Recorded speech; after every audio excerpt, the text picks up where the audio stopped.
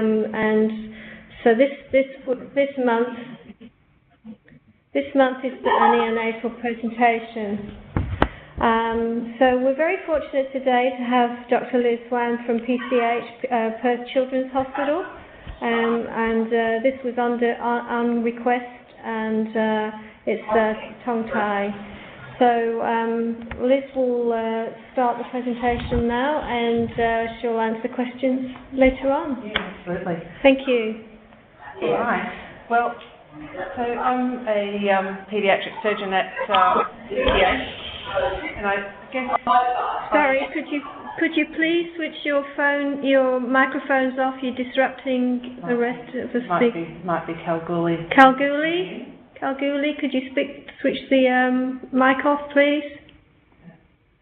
Sorry, Liz. That's all right.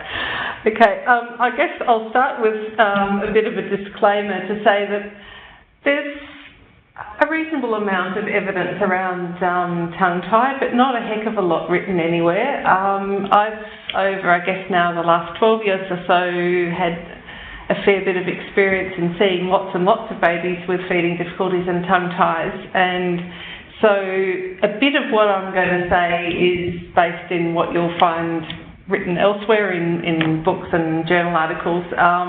A reasonable amount of it is actually my own sort of personal observation, so I guess I'd sort of put that disclaimer in there. So things that I've noticed and patterns that I've observed. So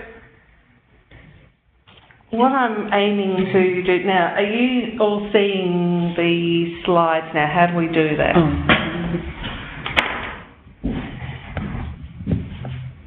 Can you just drop that down for 1 sec? Yep. Hang on. Okay.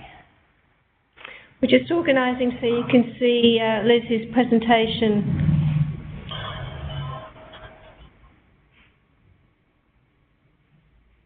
That's it. Okay, alrighty. So you just put it on. Interestingly squishy, never mind. Put it on full screen again. Yeah, I'll just go. Beautiful. Slideshow that. Yeah. Okay. Alright, so can everyone see that? I now can see a lot of little ants in the corner of my screen.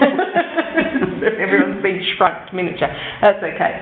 Okay, so my aim with this talk today is really to go through the definition, some of the associations, and a system of classification of tongue ties. How do we diagnose it? What effect does tongue tie have on the movement of the tongue and hence on breastfeeding and I guess a little bit on bottle feeding as well? What is frenulotomy? What do we do? And then what evidence is there for performing frenulotomy? And there's quite a few sort of controversies around that, and just a little bit on the late effects, particularly where it can affect speech, and just going through some of the other controversies as well around the whole tongue tie frenulotomy. Dare I say it, craze at the moment.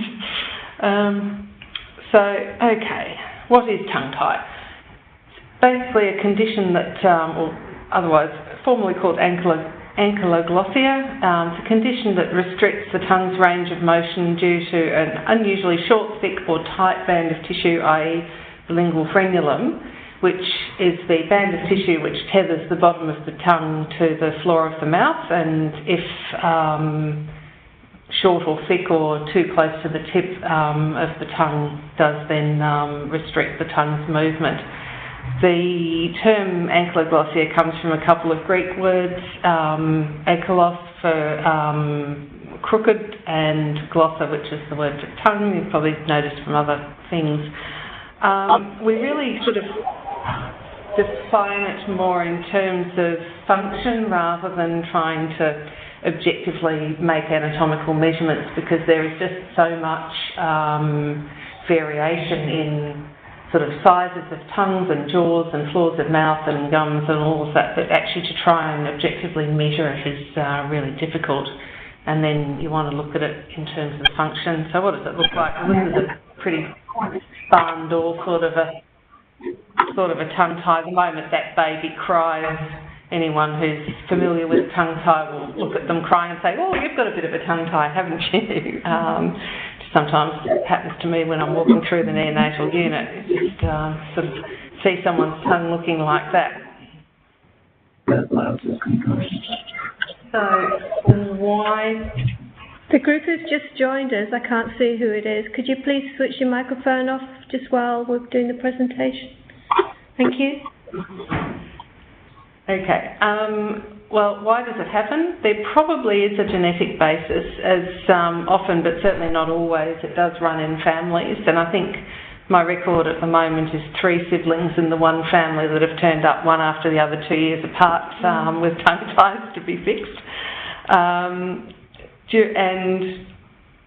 during early development, the tongue does form with the floor of the mouth as a sort of a block of infolded tissue, and it's the cell death and resorption, i.e. apoptosis, which allows the tongue to separate from the gums and the rest of the floor of the mouth. And if this separation doesn't happen properly, then you get a varying amount of residual frenulum that may or may not be tight and restrictive. And there's enormous variation in the sort of numbers quoted as to how many newborns are actually affected by tongue tie. And I guess it all sort of depends on how carefully you look and what you call affected, but that sort of ranges from 0.02% up to, I've seen 10% in a couple of recent publications. There are a couple of things that sort of can go hand in hand with tongue tie, and certainly a abnormally sort of high or round hard palate and a relatively small jaw, along with a relatively small tongue and a tongue tie, certainly seem to be a fairly bad combination if you want to breastfeed that infant.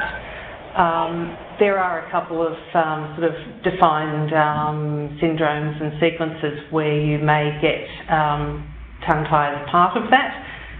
Certainly with Fieraband's sequence it can be, and tongue tie together with cleft palate, there is a defined known genetic cause for that one. It's an X-linked genetic defect.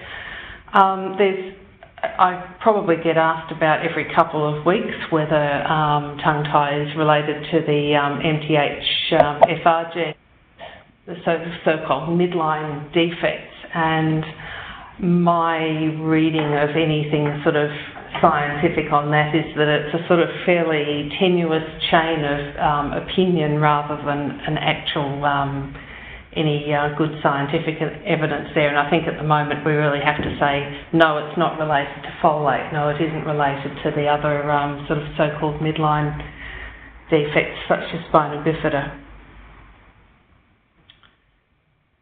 So this is one of the many published classifications, the Korolos classification, which is probably used by most people who are writing about tongue tie, and that's going from type 1 being the most pronounced to type 4. And so type 1, you've got the frenulum right at the tip of the tongue and attaching to the floor of the mouth in front to the alveolar ridge.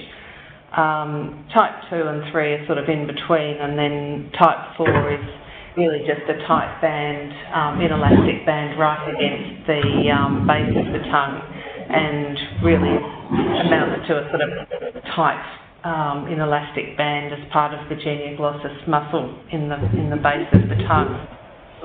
Kalgoorlie, welcome, but could you please switch your microphone off, please? Your microphone. I will if I can work out how to. Hang on a moment. We'll keep going. Okay. Yeah, keep going. Okay. So types 1 and 2 are the sort of, obvious tongue ties, sort of so-called classical tongue tie, or what I guess now has sort of, got into the description as sort of anterior tongue tie, and they probably do account for the majority of those actually diagnosed. I guess because everyone can see them and they're obvious. The type 3 and 4 tongue ties, or so-called posterior tongue ties, are less common, but they're much more difficult to see, and so they're actually the most likely to go undiagnosed and untreated. But also the flip side of that being that they probably almost all do improve with age and stretch and don't tend to cause any later effects. Something that I've certainly observed in lots and lots of frenulotomies is that the effect on feeding really doesn't correlate well with what the tongue tie looks or feels like.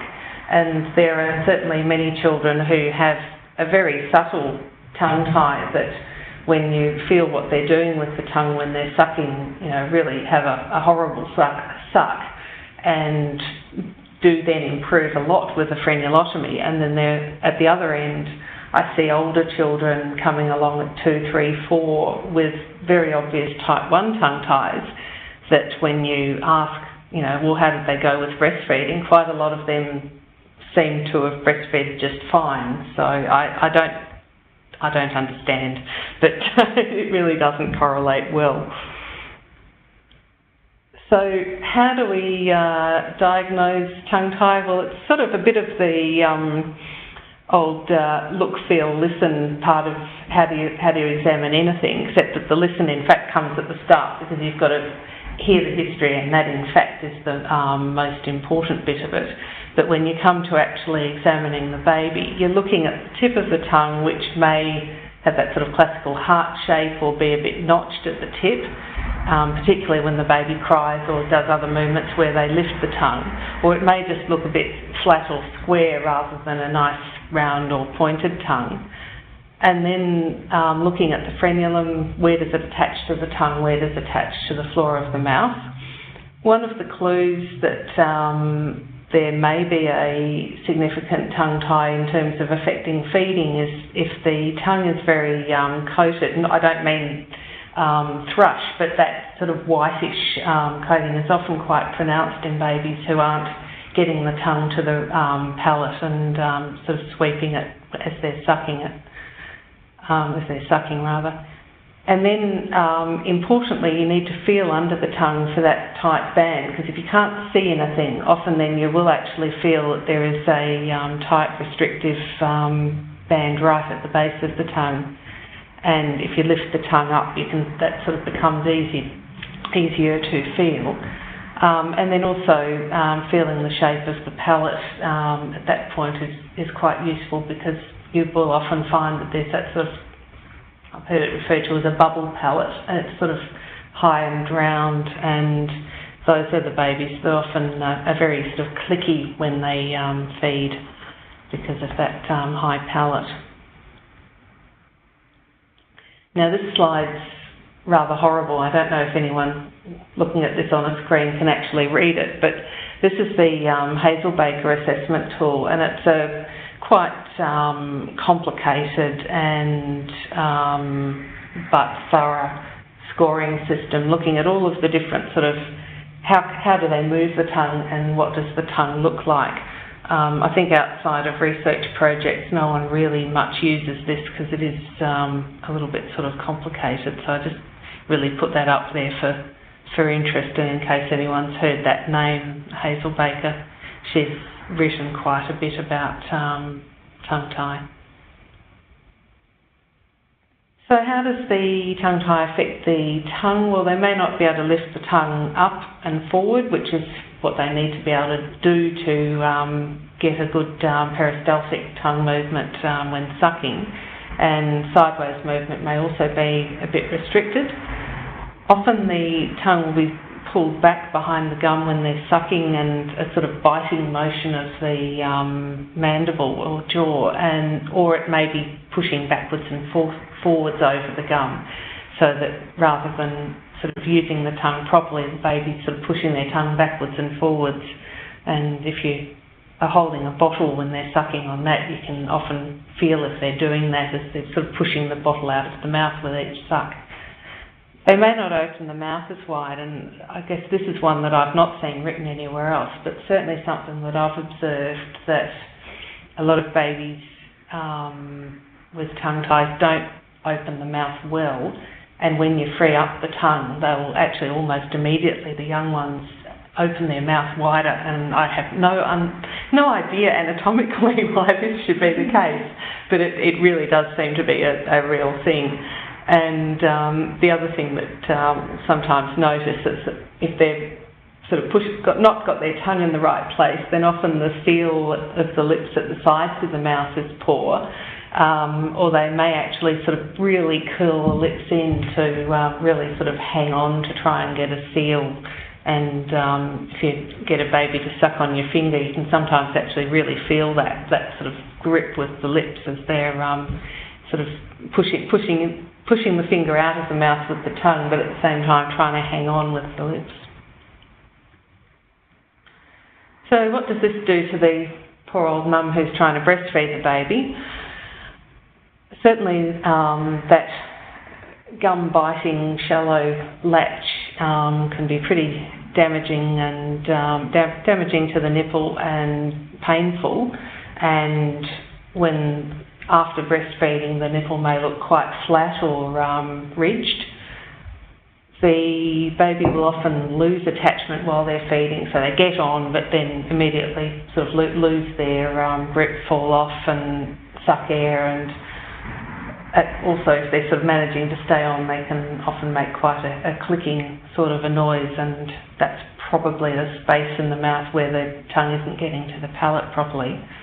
They may also dribble milk from the sides of the mouth if they're not sealing well. And, you know, if they're having to work that hard to stay on to try and get the milk transferring, they often do tire or fall asleep during feeds. So they'll feed for 10 minutes, fall asleep, but then wake after 3/4 of an hour or an hour and a half and need feeding again. Or they may just become really frustrated and fussy during feeds. And if it's not recognised that the baby's not transferring milk effectively, then that may show up as a failure to gain weight. So what do we do when we do a frenulotomy? So this is a diagram showing the tongue tie, pointing out where the frenulum is, and then essentially where those little dotted lines are, if everyone can see that, is where we aim to snip across the front of the frenulum to release the tongue. And yes. Stepping into an area of controversy. Now I will say up front, I don't have any direct experience of laser. I've divided several thousand tongue ties now with scissors, and feel that I've certainly got a technique that I understand and can feel what's going on using scissors. The sort of laser versus scissors debate, I think the sort of pros of laser, I guess, are that you don't get bleeding, whereas with scissors you do get a small amount of bleeding which stops fairly quickly. The laser, again, I don't have direct experience, but I believe takes significantly longer than snipping the frenulum with scissors, which is sort of about 10 seconds once you've got the baby in position. And, it's relatively straightforward in terms of equipment in that all you need is your sterile scissors and a assistant that's not going to fall over, really.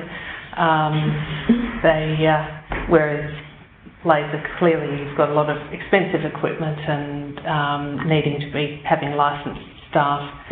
And I guess one of the things about laser is that it does invite the division of other structures in the mouth, in that the upper lip frenulum, if that does need dividing, we'll sort of come back to that one later on, you can't really do with scissors because it's got much more in the way of decent sized blood vessels and sensation in it, and so that's sort of the preserve of the laser wielders.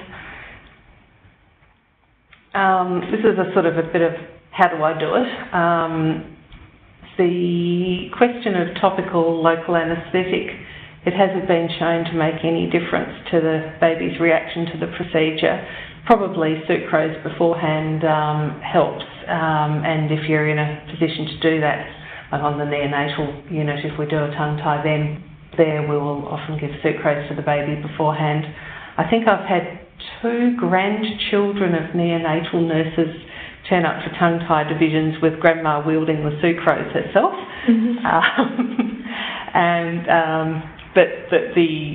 So sucrose is probably effective as it is with other procedures such as heel pricks. Topical local anaesthetics haven't been shown to improve things and have the significant downside that if you're trying to apply it to a specific spot in the mouth, if you overdo it and the baby swallows any of it, then they're actually at risk of choking and aspirating when you feed them afterwards. And the feeding afterwards I find much more important for calming the baby and for analgesia than anything you might do beforehand. So yeah, you need somebody to steady the head, but usually the parent is able to do that, and I think having the parent there for most babies is good psychologically for both the parent and the baby. The mouth's held open, tongue lifted up so that the frenulum's sort of stretched, and that's then divided. Important to feel for any residual tight band in the muscle, because often that thin anterior bit of frenulum, while it sort of looks impressive, isn't in fact the bit that's restricting the tongue movement. It's more that tight band in the muscle. So a gentle push and then a little bit more division with scissors is often needed there, and then get the baby sucking straight away, and that calms them down, so it calms mum down as well usually, and gives the analgesic effect of sort of sugar in the milk. And then once the baby's calm and been sucking for a while, just recheck for any ongoing bleeding, which is essentially pretty well never there. Fairly straightforward.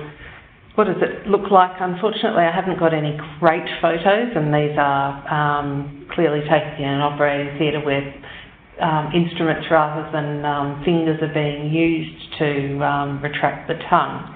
But this is post-division. You can see the sort of diamond-shaped raw area under the tongue where the frenulums split apart, and then when you relax the tongue, that tends to sort of come down to a smaller area, which will just heal over within the next day or two. So what complications might we see? Ongoing bleeding does sometimes happen. Usually stops if you can sort of basically get the baby calm and sucking rather than crying. Babies who are on antiplatelet agents post-cardiac surgery are the only culprits where I've needed to do anything more than just feeding the baby. So you need to sort of think hard about those and be in a position to do extra things like applying tranexamic acid or other things to control bleeding should that be needed. I've put infection there, but it's really more of a theoretical risk in that I've certainly never seen a tongue tie get infected, and Mr. Gollo, who some of you may have heard of, and one of my teachers also sort of said he's really never seen it because the area just heals so quickly, I think, and with the milk and the saliva, keeping it clean and moist, it's really not in a position to get infected. There have been 1 or 2 babies that I've sort of heard about afterwards that have had some pain affecting feeding afterwards. 1 or 2 that have refused the breast for a day or 2 and then settled down and gone back to feeding successfully. And just recently there was 1 baby who would take the breast but wouldn't take the bottle. And when mum tried a much smaller, much softer bottle teat, was fine again. And I think that was just the size of the teat in the mouth and it being a bit of a harder one to suck that was causing the baby some discomfort. They can sometimes scar badly, and sort of the next three, is it scar, is it an inadequate division, or has it failed to improve feeding because something else was the problem or it's only been part of the problem? I don't know that I can easily untangle those, but I certainly do see quite a number of babies who've had the sort of anterior fine bit of a tongue tie divided that are still having problems that have missed a significant muscle band there.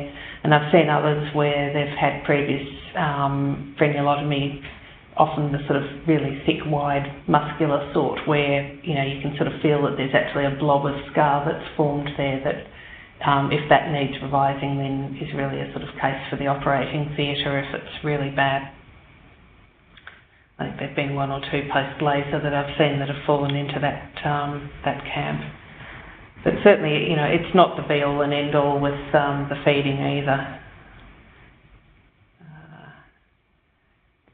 So, studies looking at frenulotomy and the effectiveness of, really the paper out of Southampton back in 2005 was probably one of the first, certainly one of the first in the UK, and I in fact was, as it happened, working in the department at the time when Mr Griffiths was doing lots of tongue ties. He was probably at the time the only paediatric surgeon pretty much in the whole of the UK that was doing neonatal tongue ties, because everybody else had sort of really stopped doing them years before and didn't think you needed to. And when he presented this paper at a paediatric conference, in fact, he was practically sort of thrown out of the room for daring to suggest that dividing baby tongue ties was a good idea. Interestingly, the policy in the UK has done a complete 180, and in fact the UK NICE guidelines, which are the sort of national health guidelines that are very evidence-based and tend to be within the NHS, followed quite slavishly at times, that has now said, okay, well, if there's a feeding problem and you have a baby with a tongue tie, a frenulotomy, you know, has been shown to be a reasonably sort of low complication, low impact procedure to have done, and they are actually recommending that babies with feeding difficulties and tongue ties have a frenulotomy performed, which is just such a complete 180 in 15 years. It's extraordinary. The next paper to mention was really one of the first, and I guess because it was done locally here, definitely the best. That looked at what is actually happening with the tongue movement using a submental ultrasound scan, looking real time at the tongue moving while the baby is sucking on the breast.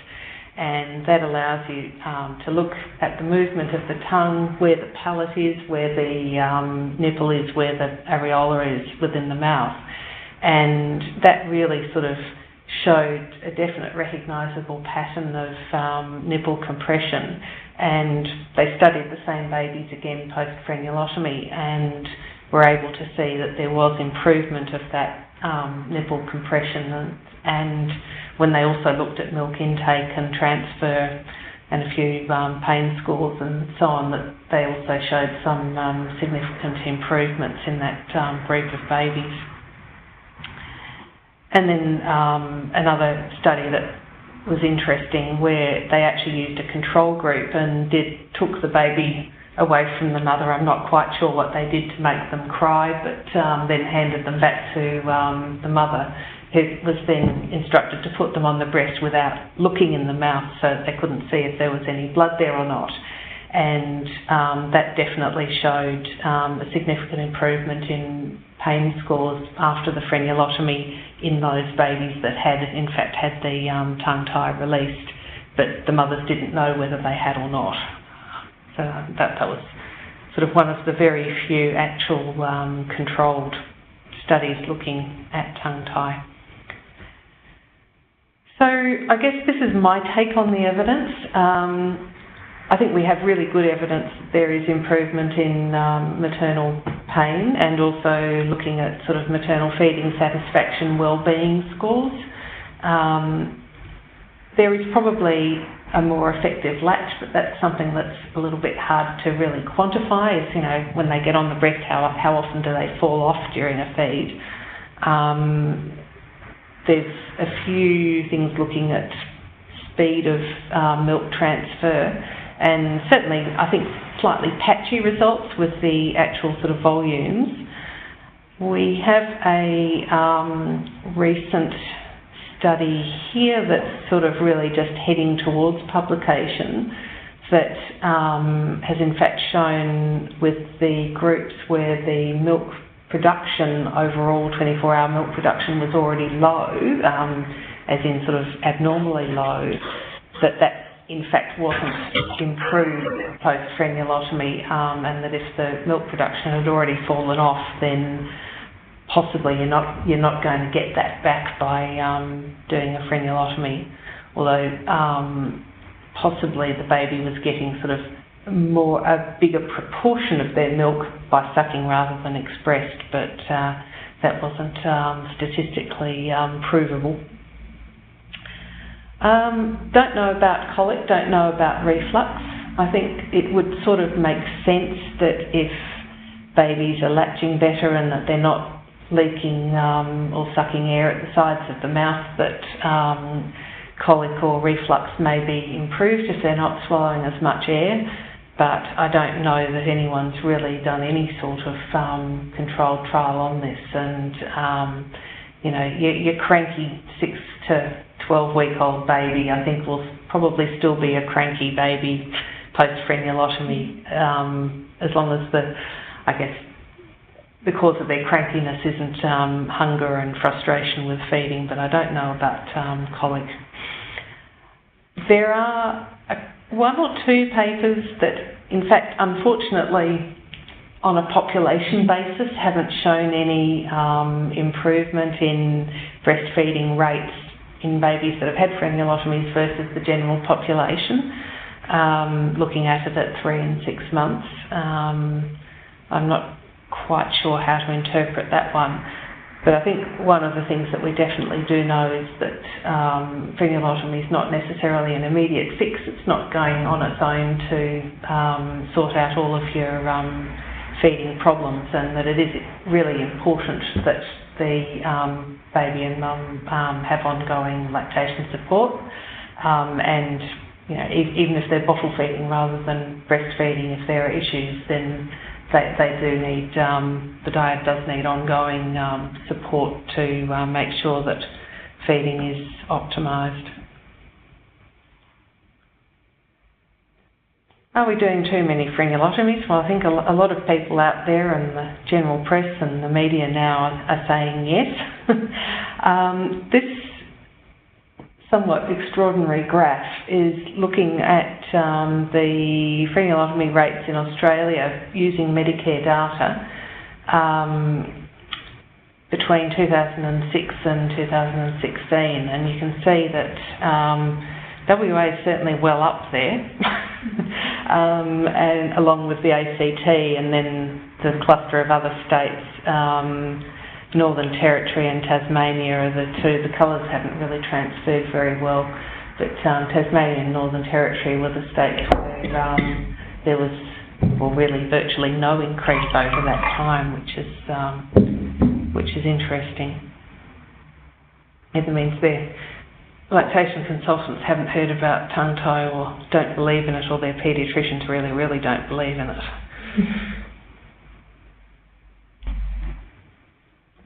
Getting into some of the controversies, well, I guess I sort of see the so-called upper lip tie as a bit of a controversy. It seems to be one of those things that you either vehemently believe in or not, but I guess going through the anatomy of it, the upper lip frenulum is always attached to a variable extent to the upper gum, and in newborns, almost always it's down at the edge, and that attachment sort of moves up the gum as the maxilla itself grows and as the teeth come through. There are a very, very, very small number of infants where this frenulum is actually tight and restricts the upper lip movement. But I think certainly my interpretation of the babies that actually pull their upper lip in when they're feeding, and I see a number of them, is that once you've got the latch right, once you've sorted out the tongue tie if they have it, they will actually then relax the upper lip. And if you can fold the lip out with the baby relaxed, you know, it'll usually touch the nose, even if they've got a very obvious looking frenulum there. And I think we've sort of got it a little bit back to front, and I think that tight upper lip isn't actually an anatomical thing or caused by the frenulum there, but in fact, you know, it's a functional part of their attachment and their suck. But again, disclaimed by, this is my observation and interpretation of the situation. Certainly in older children and adolescents, if that frenulum persists low down on the gum, it can be associated with a gap between the front teeth. The dental textbooks are a little bit sort of, what's the word I'm looking for? They're a little bit sort of varied in terms of attributing cause one way or the other, and in fact one book that I read suggested that probably the frenulum doesn't move because the teeth are actually just placed too far apart in the maxilla, and that's where the sort of germinal matrix that the tooth grows from is placed within the bone, and that you know, it's actually the causality is the other way around. I think we might know the answer to this question in about 15 to 20 years' time if anyone actually does the study of all the babies that are now having the upper lip frenulum divided, whether there's any lower rate of needing braces and having gaps between the teeth once they're all fully grown. But I suspect we'll lose them into the ether and no one will ever actually do the study. And there are certainly other structures or folds within the mouth that have become popular laser targets. Sorry about the typo there. I don't know that we have any good evidence other than American dentists largely, and social media sort of talking about so-called buccal folds and other things. I don't know that they really do affect how anyone sucks. Okay, late effects. If the frenulum doesn't stretch with growth, I certainly do see some kids later on that come along because they can't stick the tongue out, they can't lick the upper lip, they can't lick ice creams, they can't get the food sort of off the teeth, and they tend to sort of stick fingers in the mouth to sort of push food around. And potentially dental hygiene may be affected if there's impaired access to the teeth for brushing. The thing that does sort of, I guess, cause the most anxiety amongst parents and others is, you know, are they going to have speech difficulty?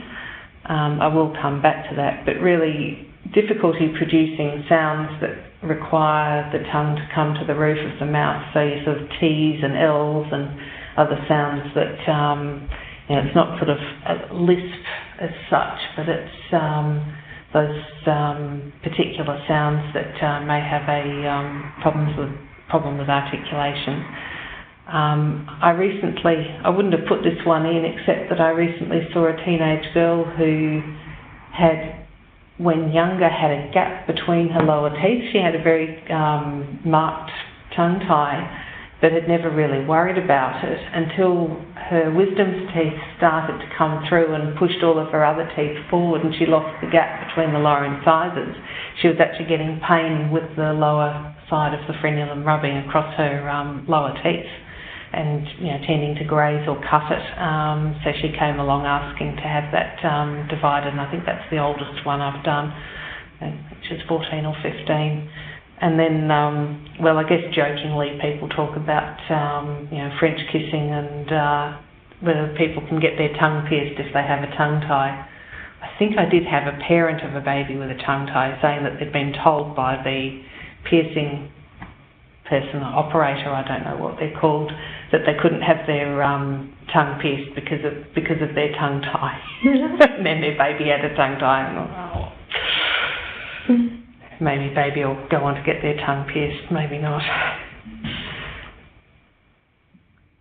So tongue tie and speech, I think really it's only affected in the more severe types, and the sort of conventional wisdom and what's out there in the sort of ENT and speech literature anyway is that the tongue tip can come beyond the lips, and if the tip of the tongue will reach the upper gum with the mouth open, then they shouldn't have speech issues because of the tongue tie.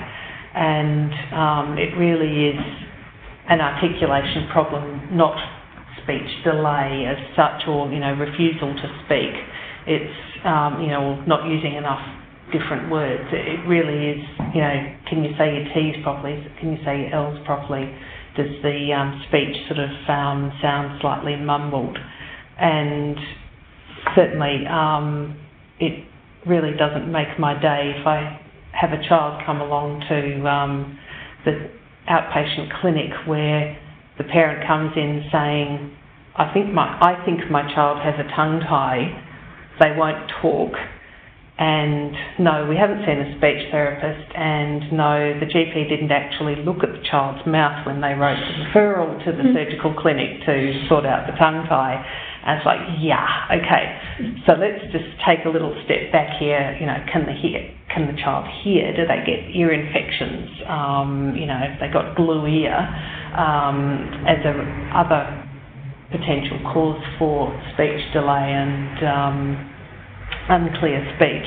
And then, you know, let's get a speech therapist to actually assess the child and make a diagnosis. And then if the speech therapist thinks, you know, if their hearing's normal and the speech therapist thinks the tongue tie is what's actually the problem with their speech, then, you know, with ongoing management from the speech therapist, then frenulotomy is reasonable. And there have been a couple of studies out there in the ENT literature looking at results of frenulotomy.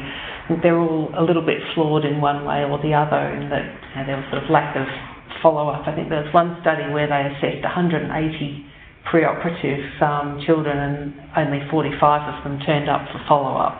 So, you know, it was really not a particularly well-designed study, but they got it published. But that was one of the few that, you know, really did have quite positive results for surgery as a fix for articulation difficulties. So, I guess to conclude the sort of presentation bit of this, there are lots of controversies. There's not a lot of good evidence, but there is actually some really good evidence about frenulotomy and particularly feeding. And I think the whole sort of cloud of controversy around tongue tie now means that, you know, sometimes the baby gets thrown out with the bathwater, in that, oh, but there's no good evidence, so we'll ignore the evidence that there is and say, well, we shouldn't be doing it at all. Or right at the other end of the spectrum, you know, we do have a lot of babies undergoing frenulotomies, and while yes, it is a relatively low complication, reasonably pain-free sort of a thing to go through, in terms of health resources, particularly where you've got expensive equipment being used and large out-of-pocket costs for parents, I think we probably do need to be a little bit more selective in assessment. And so I think careful assessment of the feeding history is absolutely vital. And that's both breastfeeding and those babies who, you know, haven't managed to breastfeed, or, you know, through choice of being bottle fed, and who are actually having difficulty even on the bottle. And then careful assessment of the baby's suck, careful examination of the mouth. And just I guess bearing in mind that frenulotomy is not an end point, it really is something that requires ongoing lactation support to get the feeding right. And I think it is probably a bit difficult to predict which newborns may have late problems, but I guess my policy is that if they've got a very tight, obvious type 1 tongue tie and it's right at the tip of the mouth, they're the sort that aren't likely to stretch and improve a lot spontaneously, then even if they're feeding well and but the parents are sort of keen to avoid later effects, to do the frenulotomy at a time where it's not going to require general anaesthetic and a half day in and out of hospital does seem a reasonable thing to do, as long as there isn't then any negative effect on feeding. So, questions, discussion? I'm not quite sure.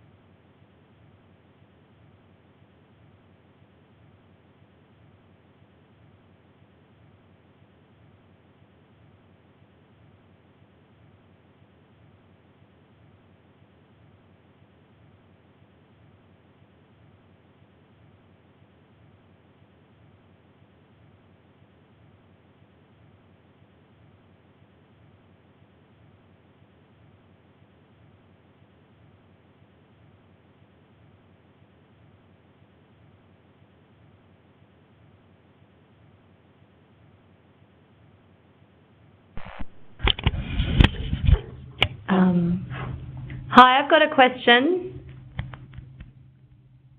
I think they're all gone. Hello? I can't even think. We have a technical problem. Right.